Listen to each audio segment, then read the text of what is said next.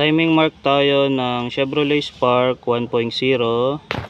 Check natin yung mga cam lobes nya sa cylinder number 1. Yan, ganyan yung tamang position nya, palabas sa intake.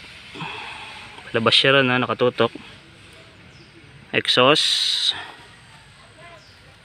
Yung number 4 nya, yan yung position ng cam lobe. Yan, papasok sa loob.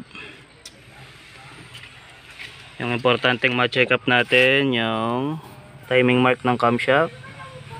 Check natin tong intake. Yan, meron siyang, lawan natin para makita.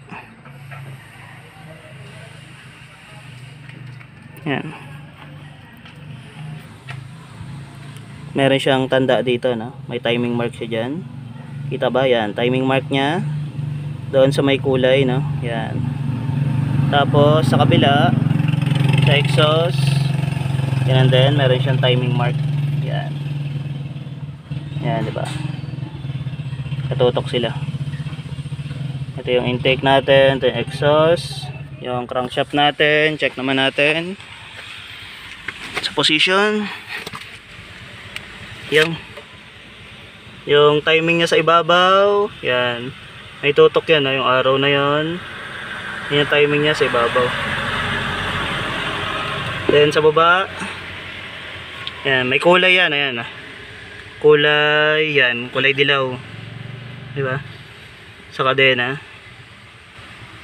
nakatutok yan sa timing mark niya rito. Then double check yung mga tensioner natin, tsaka yung guide natin. Double check. Maganda yung lapat.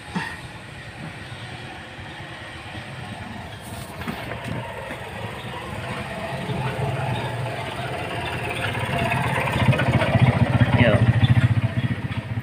Kompleto tornilyo. Masikipan na. Dalawang tornilyo rito sa guide natin dito. Tapos dito naman sa adjuster, isa lang. Doon sa tensioner, 2 pirasong bolt. So ayan lang, pwede nang buuin ito. Thank you.